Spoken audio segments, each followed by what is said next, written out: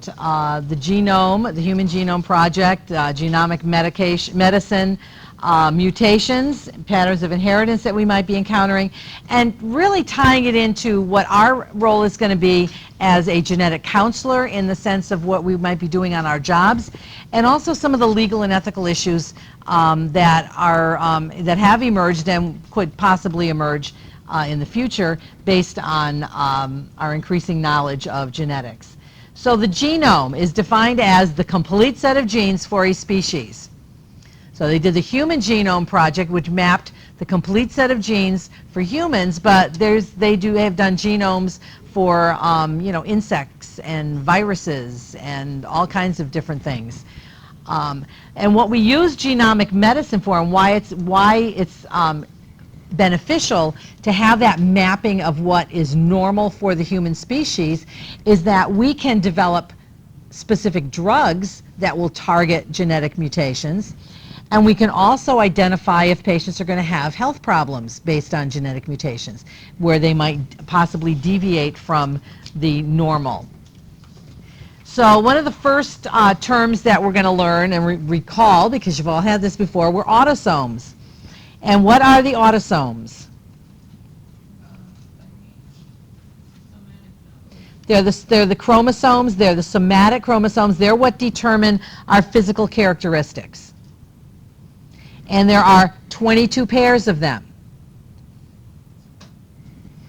And they divide by mitosis. And they do not determine your gender. That is determined by your sex chromosomes. They will also be referred to as germ chromosomes. They divide by meiosis, and they result in either sperm or ova. So that's what tells you what the characteristics will tell you whether you have a male or a female based on the sex chromosomes. So, and that's one pair. So you have a total of 23 pairs, or how many total? 46, and that is called euploidy. If you have more or less than 23 pairs or 46 chromosomes, that is called aneuploidy. Now there's different types of, some other terminology. An allele. So alleles are one of the possible forms of a particular gene coding for a trait. So you get an allele for your eye color from each of your parents. And so the pairing of those two alleles determines what your eye color is. And then depending on whether or not one allele is considered dominant or recessive, so my mother had blue eyes, blue is recessive. My father had brown eyes, so he had either a brown and a blue allele or two brown alleles, we don't know. But I ended up with brown eyes because it just, and my brother ended up with brown eyes, so quite possibly my father had two brown alleles. So the alleles are the two forms of the genetic coding for the trait that you get from your parents, one from each parent. And the genotype is that exact allele pair. So if I am brown-blue, which I probably am because my mother had blue eyes and blue is recessive, B, capital B being brown, small b being blue, my genotype is capital B, small b.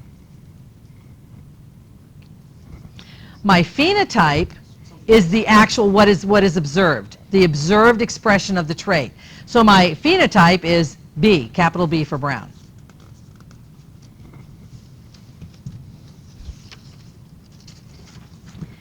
And then your alleles, some people can be what is called homozygous, identical alleles, so two brown alleles. And in this case, the genotype and the phenotype are identical, because you've got two brown alleles and you've got brown eyes. Or you can be heterozygous, like I am, with a brown and a blue allele, and so my genotype is different from my phenotype. And the concept of gene expression in this particular case means that all of our cells have all of the genetic coding for all of our traits. But only in specific cells are these traits going to be expressed. So we have the gene for producing insulin, for manufacturing insulin in all of our cells. We have the coding for it. But only in the beta cells of the pancreas is it going to be expressed. We have the coding for our eye color in all of our cells, but only in our eyes, in the iris of our eyes, is that going to be expressed. So that's the gene expression that we're talking about in this sense. And then the karyotypes are those diagrams that you can see with that show whether it's a male or a female. It shows all the pairings, the 22 pairs of the chromosomes, and always this last one at the bottom right is your X chromosomes or your sex chromosomes, your germ chromosomes. So in this case, we have 2 X chromosomes. So this is a female because the 2 X chromosomes are the same length.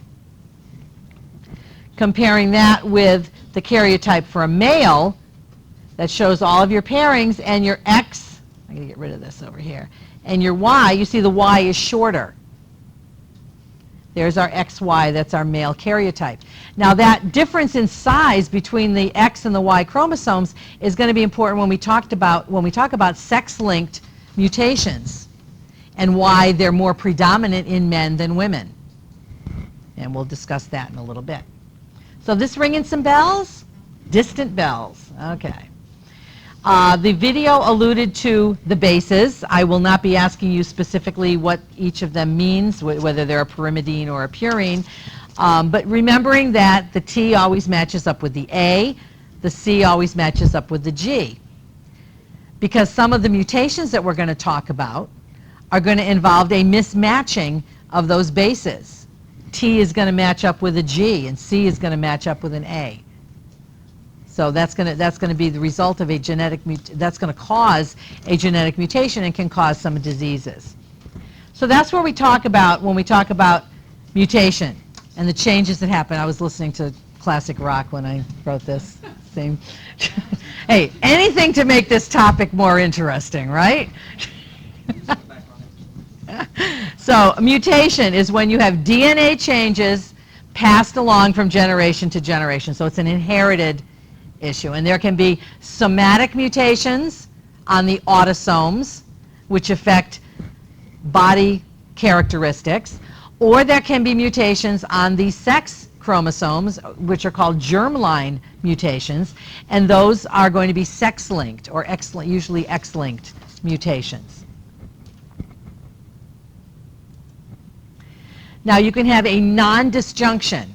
Remember when I said that body cells, somatic autosomes, they divide by mitosis. Okay, so they're supposed to split, and only one of the chromosomes is supposed to be given to the child from the mother and one from the father. Well, sometimes that split doesn't happen. So the child either gets an extra chromosome or they get one less than what they're supposed to get. They don't get anything from that parent. So say in the division of the eggs, those 2 alleles, those 2 chromosomes didn't split off, and that egg is fertilized, then that kid is going to get an extra chromosome. So that is a non-disjunction chromosome, chromosomal mutation. And so some examples of that, not going to be tested on this, but an example of non-disjunction would be Down syndrome, trisomy 21, where the baby gets an extra 21 chromosome from one of the parents. You can have monosomies, such as Turner syndrome, where for one of the X chromosomes does not migrate out. They stay together. So you've got 0 from one parent and an X or a Y from the other. So you got a patient that's either going to be an XX or an XY. I'm sorry, an X0. They're going to be an X0 versus an XX or an XY. So they're not getting the X chromosome from the mother usually. So that's Turner syndrome. You can have point mutations where one base is substituted for another, so it's not pairing up with the correct base that it's supposed to. Sickle cell is an example of a point mutation. And you can have a frame shift where a section of the chromosome, the DNA, is deleted or added. So there's nothing for it to match up with. Those are just some of the types of mutations that our patients could have. This is the definition of a pedigree. This is that family tree. I will not be asking you to tell me anything more than if you were looking at a family tree, the square is the male and the circle is the female. Yep, there. Well, it's actually it can be a genogram, or it's also referred to as a pedigree. And what the pedigrees will show you are some of the patterns of inheritance that we're going to be talking about. So first we have autosomal dominant. Now we just talked about Huntington's disease, which is an autosomal dominant mutation. So what type of chromosome is that located on? It's an autosomal dominant. Is it on an autosome or a germ cell?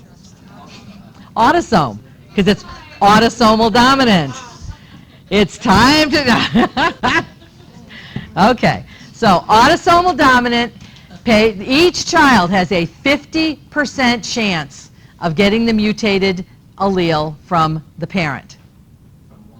From one parent. The parent that has the mutation, there's a 50-50 chance that during that process of mitosis and fertilization, that mutation is going to go and be given to that child. Yes? If both parents, then no, it's going to be probably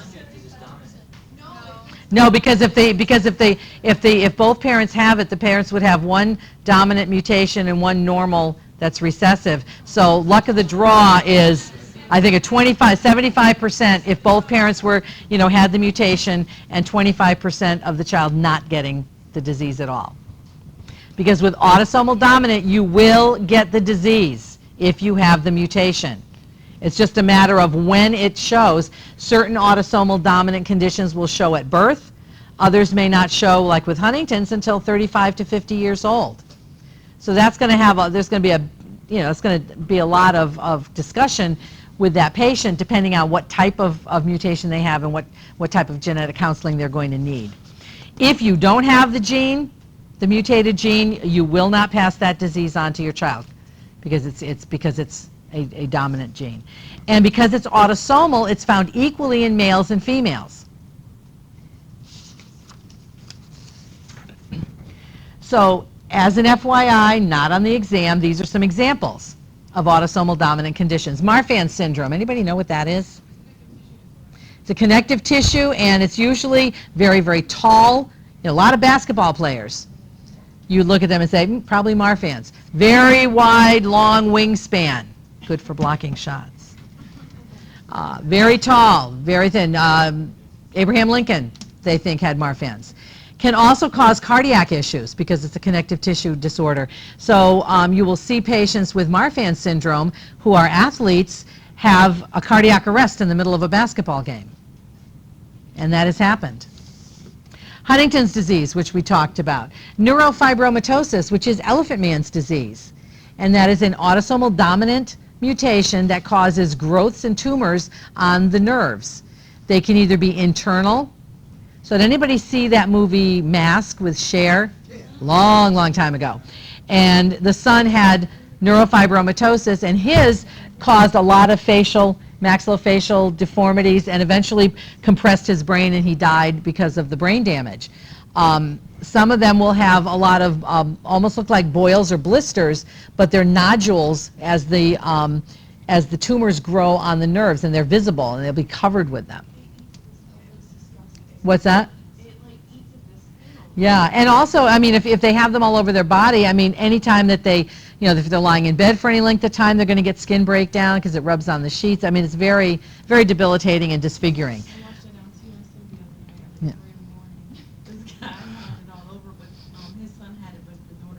Yeah. So again, because it's autosomal dominant, 50-50 chance, she got the luck of the draw and didn't get the mutation. Familial hypercholesterolemia is a genetic autosomal dominant mutation that will run in families. Achondroplasia, a very common form of dwarfism, is autosomal dominant. Now the question arose a few semesters ago that show Little People, Big World. both parents are dwarfs, but the father is not an achondroplasia dwarf. The mother is, and none of her parents and none of her siblings have achondroplasia. So the big question came up, well, if it's autosomal dominant, how did she get it? It can happen as a spontaneous mutation in utero because of, they don't know. Yeah. Yeah. Yeah. So that's why the mother in this family has achondroplasia. There was a mutation while she was in utero, and now all of her children have a 50% chance of getting that mutation. Now they have a set of twins. One of them has it, the other doesn't. And then they have 2 other normal-sized children. So, a very bizarre situation. Autosomal recessive. So on what type of? Autosomes, yes. And it can only be expressed under what condition?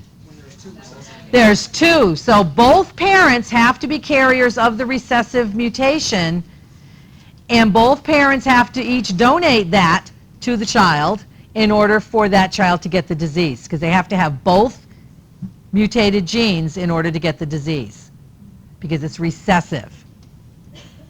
So only expressed when both alleles are present. It may skip generations because you may have a sibling that is a carrier, and then they don't get the disease, but then they marry someone who is also a carrier, and then by the luck of the draw, in terms of the percentages, what are the percentages? If the parents are heterozygous for the mutation, so they both are they're heterozygous, they are carriers but do not have the disease, which is the vast majority of the situations in these kinds of mutations. Each child has what % chance of being affected? 25%. How about the chance of being unaffected? 25.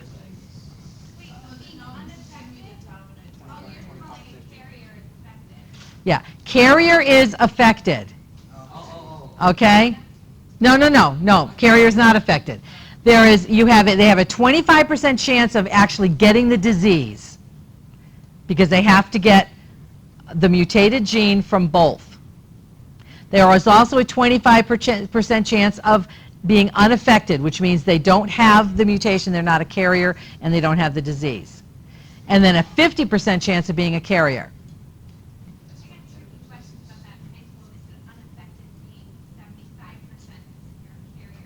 Yeah, well, and we're discriminating between unaffected, which means you don't have the mutation at all, and carrier, meaning that you have one mutated allele, and so you are carrying the disease, but you don't have the disease. So 25% chance of being affected, 25% chance of being unaffected, 50% chance of being a carrier. Again, found equally in males and females because it is autosomal, not sex-linked. And some examples, again, not going to be asked on the exam, but some examples: sickle cell anemia, cystic fibrosis, Tay-Sachs, or phenylketonuria, PKU. So both parents have to have the allele, the mutated allele, in order for the child to get the disease. Now we have the sex-linked or X-linked, and here's where the mutation is located. Where? On the X chromosome. It can be dominant or recessive, but the majority of them are recessive. And if it's recessive, the incidence is males greater than females. Why is that?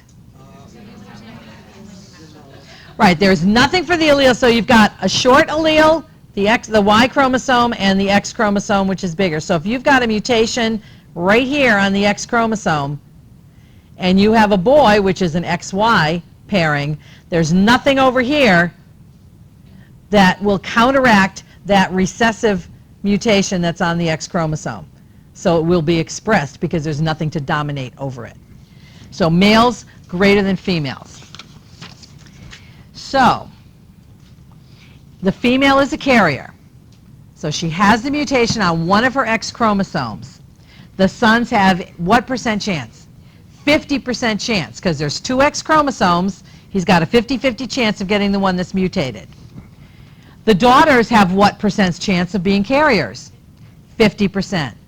Again, because she's got two X chromosomes, one of them is mutated, there's a 50-50 chance the daughter's going to get that mutated chromosome. What's that?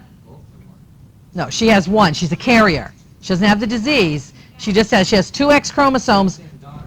The daughters have a 50% chance of becoming carriers if the female is a carrier. So you're saying one daughter is not going to have it? No. Each daughter has a 50% chance. That's where the fallacy is. It's not like if you have 4 kids, 2 of them are going to get it and 2 of them aren't. Each child has a 50% chance. But if it's all females, it's 100% chance. No. No. If it's... Okay. Listen to the tape after. You've got the woman, the mother is a carrier. She's got one good chromosome, one mutated X chromosome. So it's a 50-50 chance that the daughter's going to get that mutated chromosome rather than the good one. If the daughter gets the mutated chromosome, she's going to be a carrier. But she's not going to get the disease because she's got another X chromosome that the father contributed to the cause that's not mutated. Now, the affected man, the man who has the condition, so he has a Y chromosome and a mutated X chromosome, all of his daughters are going to be carriers. Why?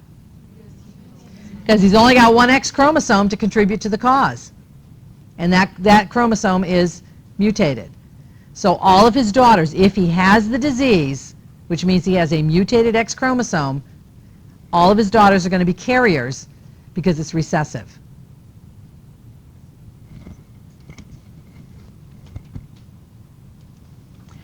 So, some examples of X-linked recessive hemophilia, which is why you see it more in boys than girls.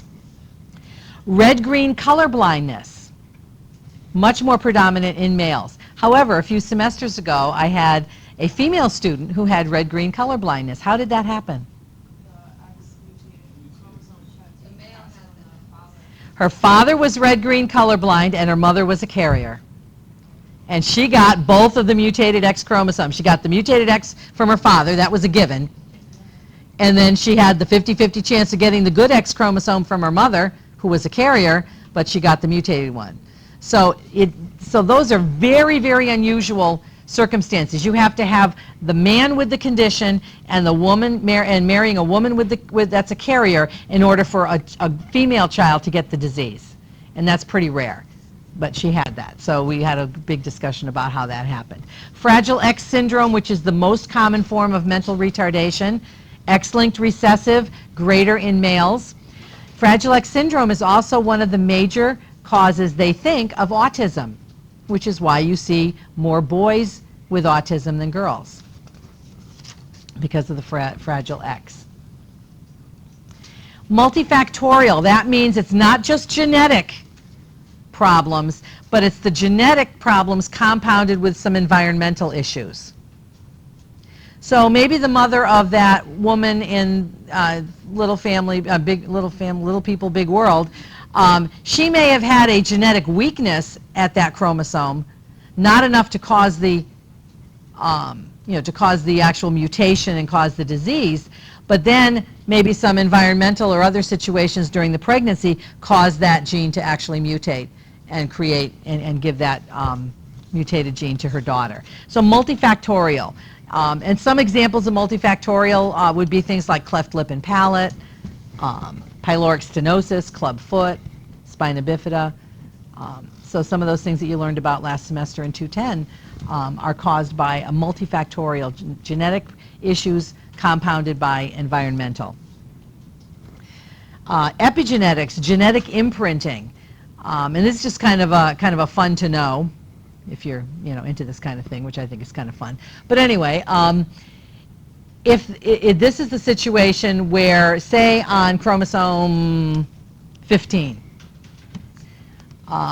the mutation comes from the father. It manifests in one particular disease process. But if that same mutation on chromosome 15 comes from the mother, it's a totally different condition. So it's based on who it came from, whether it's the mother or the father. So for this chromosome 15 deletion, just as an example, again, fun, not on the test. If it comes from the father, it's Prader-Willi syndrome. Anybody familiar with Prader-Willi syndrome? You've heard about that? that affects the appetite control in that patient, and they literally will eat themselves to death if you don't prevent them. I mean, and that means locking up the cabinets, locking up the refrigerator, watching them 24/7, because they will eat, because they have no sense of satiation. They just will continue to eat until they explode. If you have that same mutation that comes from the mother, it's a totally different condition called Angelman syndrome. So again, an Angelman syndrome is where you have the patient has a lot of inappropriate emotional issues, some mental retardation, but no issues like the Prader-Willi.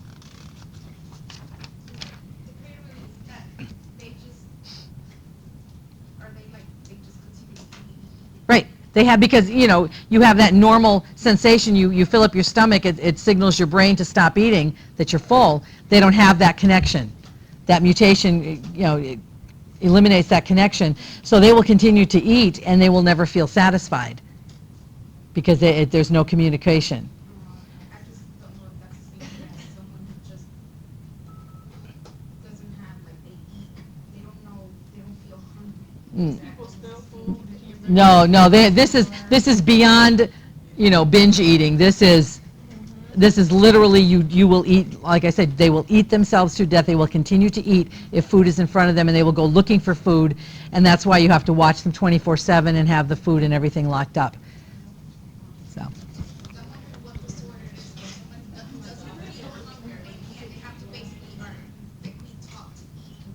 Yeah, that I'm not, that would be a totally opposite condition from this one.